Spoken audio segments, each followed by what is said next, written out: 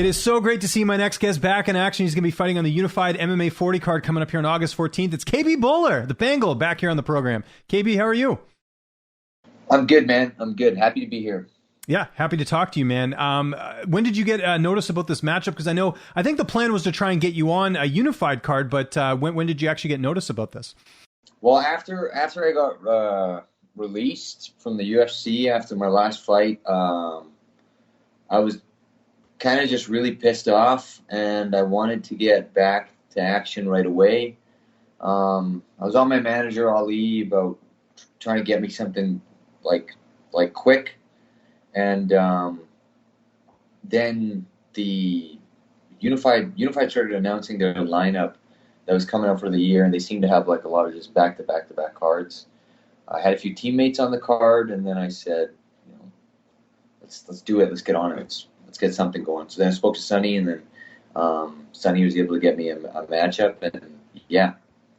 There we are. The rest is history. Because this fight's at light heavyweight. I was going to ask, is that just a one-off for this fight, or is that a permanent move?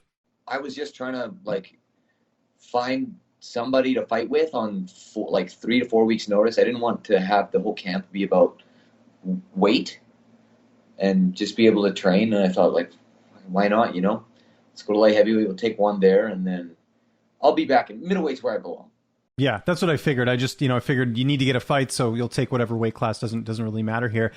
You mentioned it there, the UFC release. How surprised were you? Just because it was 2 fights, and then they let you go, and one of them was on short notice, so I was a little bit surprised that they let you go that quickly. Fuck, man, it was terrible. Yeah, it sucked.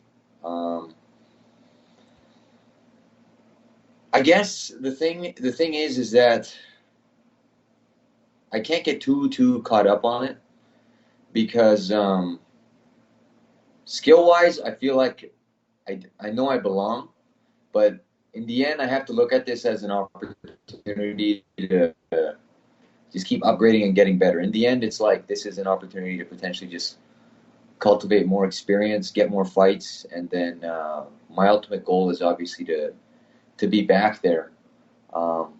It's a little fork in the road, but I just got to keep going, But to answer your question, I was definitely surprised. No, I think a lot of people were, just because, again, usually it's 3 they get rid of you, and especially in your case, like I said, with the short notice, they usually give a little bit more leeway there, so not sure what the thinking was with that. But saying that, what have you taken away the most from those last 2 performances that you're bringing into this fight? I think my first fight, I was a little reckless. And then in my last fight, I was being excessively patient. So it's kind of just about finding the fine line in the middle. Yeah, that's really what I've taken away. There was no jitters or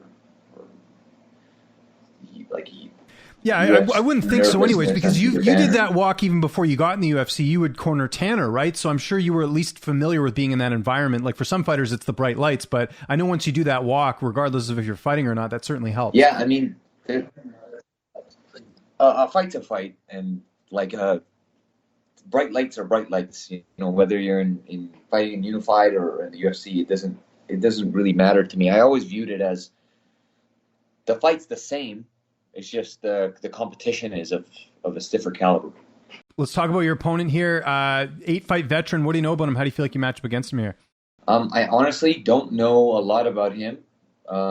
He's been on the scene for a really long time. I mean, I think some of his fights date back to 2012 or 2011 or something. He's a big dude. He's probably the first time.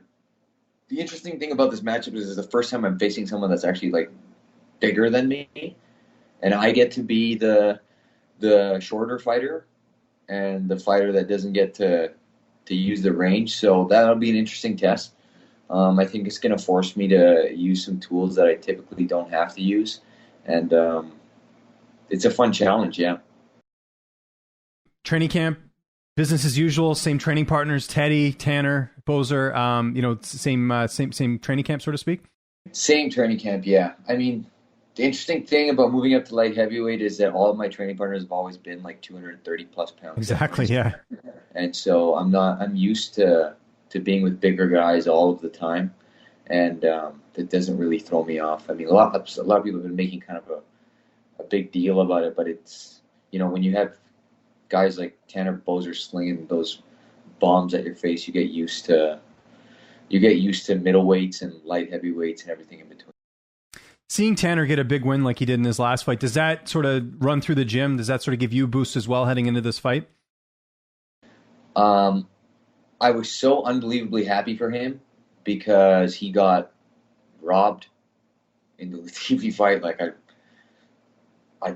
there's no other way to put it for me. I've watched the fight many, many times, and I just felt so bad for him because in the end, like for us, like that's half your money that's gone to someone else or that you don't get. And I was happy for him to get that win against Ovens, especially the way he did it. It was just a beautiful, systematic destruction. How's your fight playing out on August 14th? How do you envision the fight playing out?